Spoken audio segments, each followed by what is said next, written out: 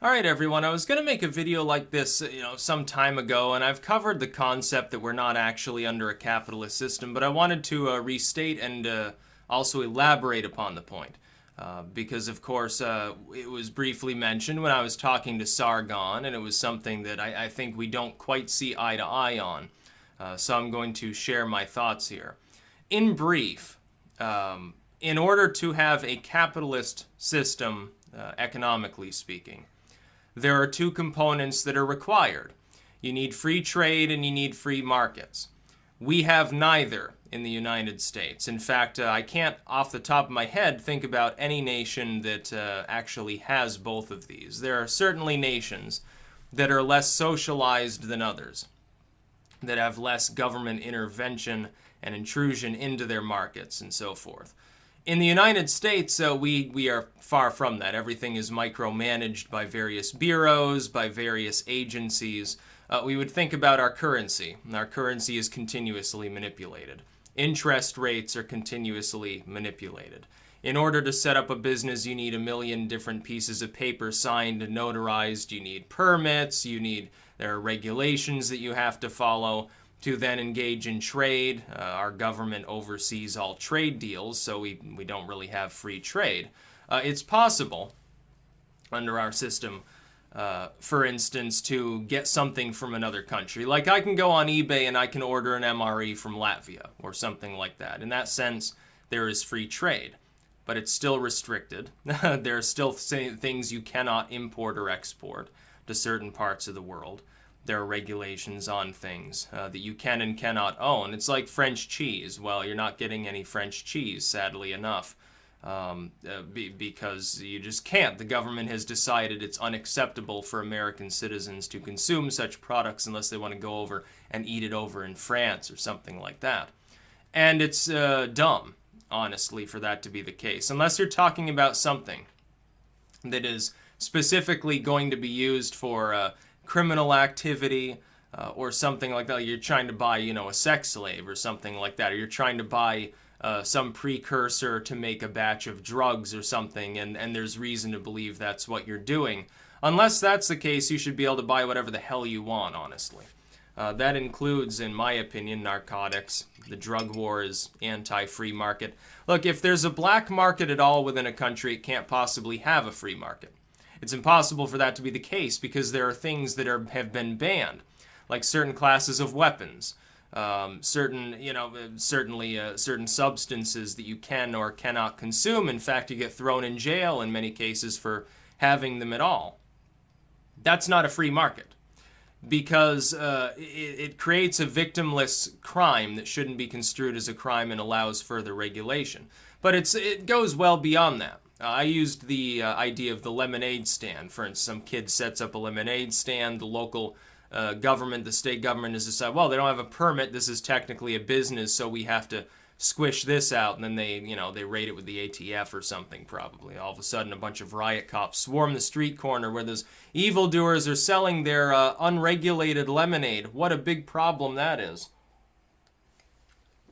What you get in such a situation is that it becomes extremely burdensome for any individual who doesn't already have a significant amount of capital to actually start a business. Otherwise, they have to get a loan.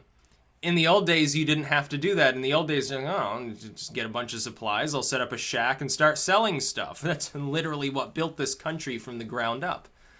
But as soon as the Gilded Age came, the government suddenly got the idea, we can vastly expand infrastructure. We'll levy a small tax on the population. We'll pay these companies off in exchange for certain, goods. Of course, they'll be taking up that land where they're building railroads, and people get it, and they got it dirt cheap, actually. At the time, it was a really great opportunity at the time for people because the government had paid them off to construct that infrastructure.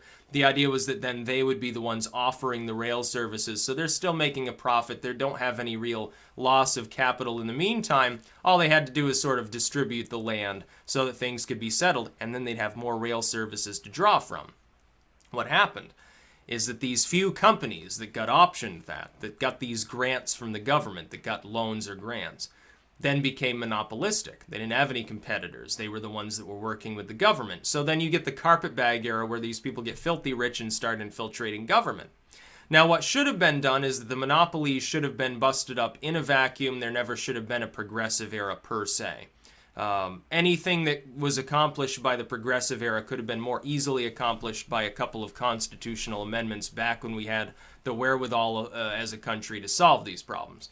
Instead, you get another wave of intervention. All of a sudden, things become more regulated. This had the opposite of the desired impact. It didn't really stop these large corporate firms from influencing government or from being abusive. What it did is start up competitors. It stopped them from growing up to compete in a free market situation. Eventually, they would have fallen by the wayside. So long as the government wasn't being carpetbagged, there never would have been a problem. We have modern day carpetbagging too. We are in a second Gilded Age.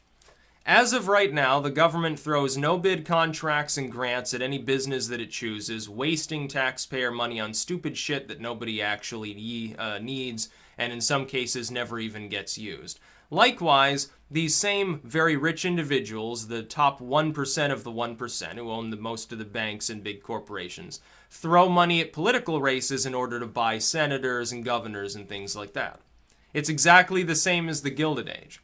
The coming age may indeed bring a new progressive era. Now, we should learn from the mistakes of history. And if we didn't have this hate of capitalism among some of the younger crowd, then we could do this. We need a libertarian referendum on things. We need to return to an actual free market and focus on just bust up the monopolies. That's the solution. The free market will take care of the rest. It's what we should have done during the progressive era. Because then all of a sudden you have demand for workers. Anytime that a business is abusive, it tends to collapse because nobody will want to work for it. It'll go out of business. That's the whole point. People were robbed of that freedom during the Gilded Age because of government enabling monopolies, enabling a situation where people had no other options. It destroyed the free market. Corporatism is anathema to an actually properly functioning free market, especially when it's rolled up with trade regulations, which we now have to a substantial degree. What we should do is get fair trade going as well. If the government wishes to lean on other countries that impose tariffs on our goods, by imposing or threatening to impose tariffs on theirs, most of them will back down. They'll actually drop their tariffs. Things will move around more freely. That's a good thing. That's a case where the government can get involved in something for a long-term good purpose. Just like the government can bust up monopolies, that's great. That helps refresh capitalism. Trust busting is not anti-capitalist. In fact, it's required. Whenever you have businesses that become so large, they experience no meaningful competition, and they experience no meaningful reason to innovate, and they have no reason to pay workers more or hire more workers at all, then you have a lack of capitalism. And anytime you have that, it was enabled by the government. It's the only group that had the power and the central resources to enable it in the first place. We need to return to real capitalism, where entrepreneurs aren't being harassed, where people who want to imbibe substances on their own for their own purpose aren't thrown in a jail cell. That's a free market, and a free market forced underground by legalism becomes a black market. So look at the black market of the world. What do you have there? These are things that should be part of the free market. They should be legal. Drugs should be legal. These so-called contraband weapons, like, oh, you can't re-import an M1 Garand, or those should be legal. I would cut it off at the point where you're talking about human trafficking or something, because that's also itself totally averse to a free market because you've created a class of people unable to take part in it. A little bit of a different situation. That's, by the way, the proper libertarian explanation for why shouldn't I be able to own slaves in a truly free market. Well, you're abusing somebody else. That's the whole point. If you don't want the government abusing people, you don't want individuals abusing one another either. One of the few roles of government that's proper is to prevent individuals from abusing one another. That's the proper role of government. Why do you have a military? Keep a foreign group from abusing you. Why do you have laws against like murder and rape? To prevent people from abusing one another. But when you extend that further, that's the proper role of government from a monarchist perspective. That's just fine for the government to enforce such things at the public will. When it extends beyond that into wanton regulation and bureaucracy telling you what you can and can't do on your land, even though it doesn't impact anybody but yourself, and homeowners associations, which are abominations, by the way, and should be abolished outright, or at the very least weakened to the point where they can't compel newcomers to partake in them so they can be dissolved over time. When you have these sorts of things, those are themselves abusive. It's like when if a state passes a law that abuses its population, the federal government has a right to stop them from doing that. But so many times the federal government then comes in and abuses everybody in the country. So therein you have the problem, the paradox of federal versus state power. One of the few proper uses of federal power is to prevent abuse by states and cities and so forth. And typically they ignore those abuses and heap more abuses on people. That's why we've got high taxes. Any time where you're paying out a third of your income to the government, sometimes more, you're not in a free market. Sorry, that money is being redistributed according to socialist planning. That's interventionism. Well, the two are not exactly 100% the same. The regulatory side's interventionist. That's anti-capitalistic in its purest essence.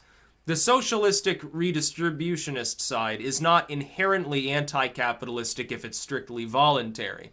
The problem is that it's excessive. The problem isn't, oh, we're paying for schools, we're paying for a few highways and a hospital. Those aren't problems. The problem with socialized spending is that it gets bigger and bigger and bigger because when the program doesn't work, the first inclination of the anti-capitalist authoritarians in our government is throw more money at it. We need to up taxes further because the program's not working yet. We need more money for it. We need more control, more bureaucracy, more legalism, which strangulates it. It never will turn a profit. It's a failed program. If it does work, if it is agreed upon to be a good thing, like the public education system, more or less, it was better at the state level, even if it was a socialized program. Then it worked fine. Federal level, it doesn't work so well. Then people call for more because they say, well, if government can administer this, then it can administer that. And it can administer this. And it can administer these dozen things. And that's the problem with socialism. Socialism in a vacuum, at a limited level, in the most limited degree to provide the rudimentary lattice upon which private industry can flourish, is fine.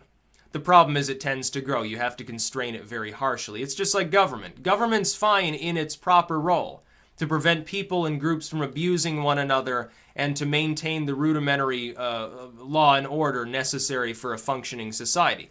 That's just fine. That's why I'm a minarchist, not an ANCAP. But when it goes beyond that, see, it tends to grow over time. There's the problem. It becomes less efficient, pledges itself to more and more of what should be private endeavors or shouldn't exist at all. Like domestic surveillance shouldn't exist. Doesn't need to be privatized, it just shouldn't exist at all.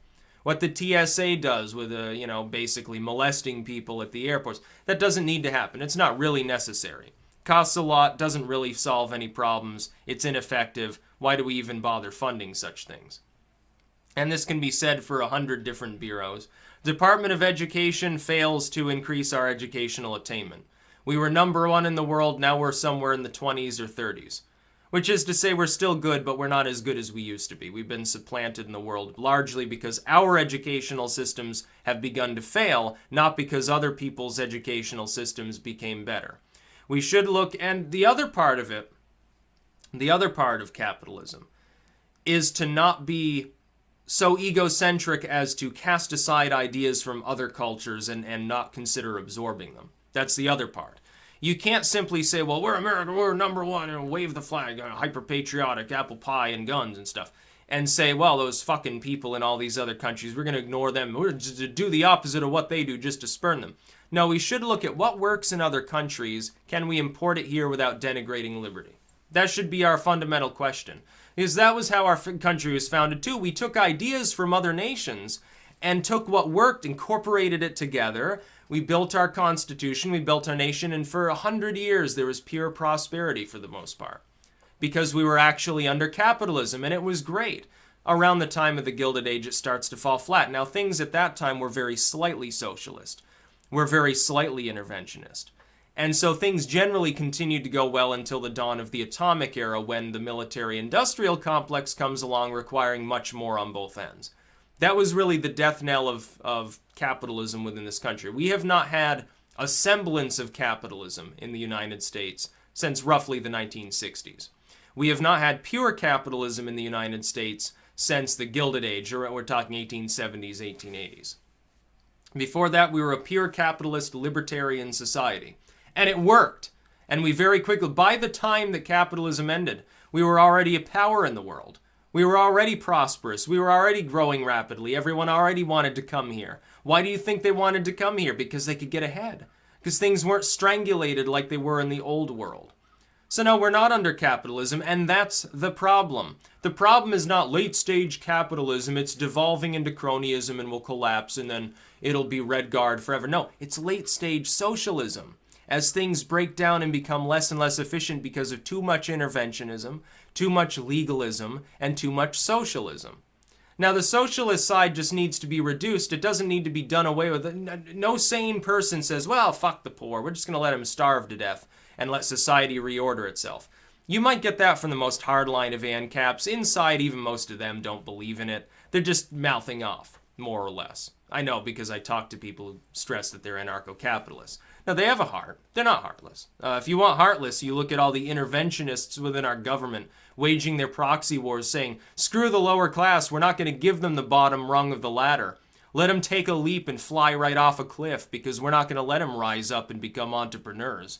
We're not going to let them become, we're not going to let the lower class rise to the working class like they used to. We're not going to let the working class rise to the lower middle class and buy a little home somewhere. We're not going to let them rise to the true middle class and get a better home. We're not going to do that anymore. No upwards mobility for you. Ha, stupid peasants, stupid slaves. That's what comes from the interventionists.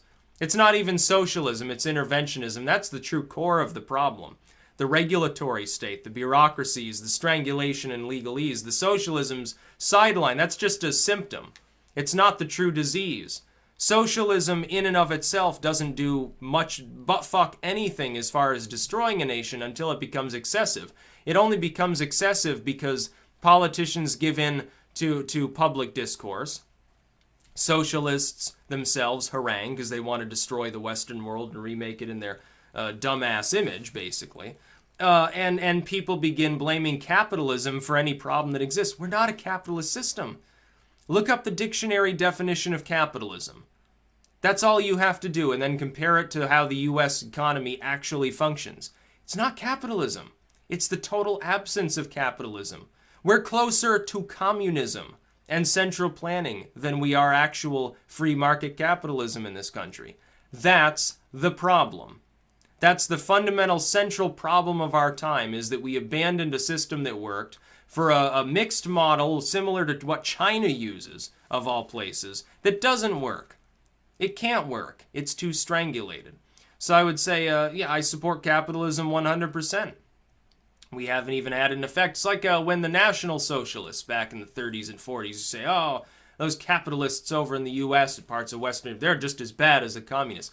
We already weren't under capitalism. We were under a half-assed kind of capitalistic system. Trade was already intervened in. Regulatory system already existed. Moral laws already existed. How the hell is that capitalism? How the hell is that a free market and free trade? It doesn't have any connection to it, really. It was watered down so that it was sort of the missing link between the interventionist system we have now and the actual capitalism of our first 100 years of existence. It was sort of a weird transitional period that arguably it did work. The problem is the intervention expanded because it worked.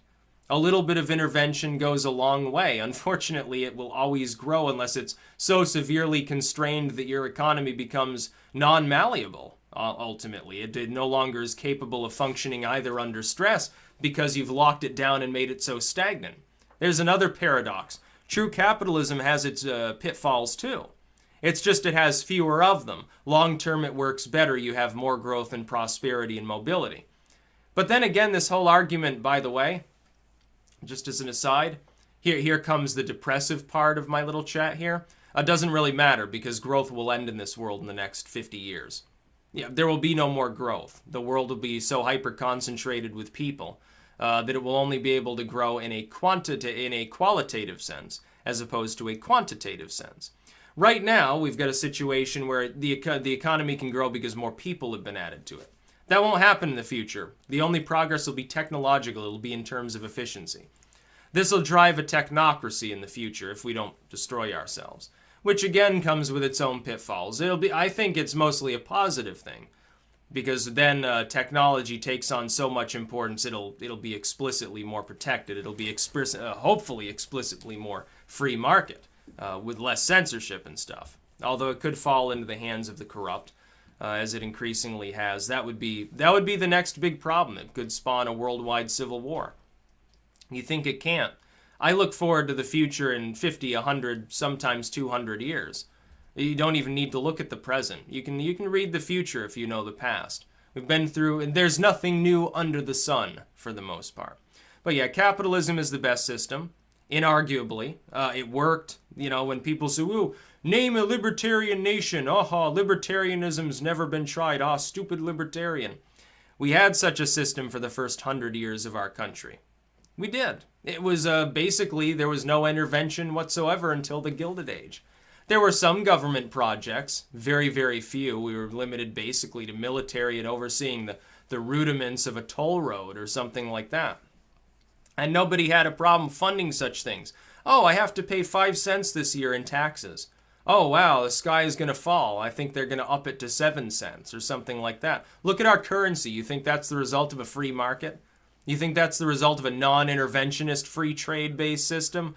Bull crap. It's the responsibility of interventionism and socialism. That's about all. Peace out.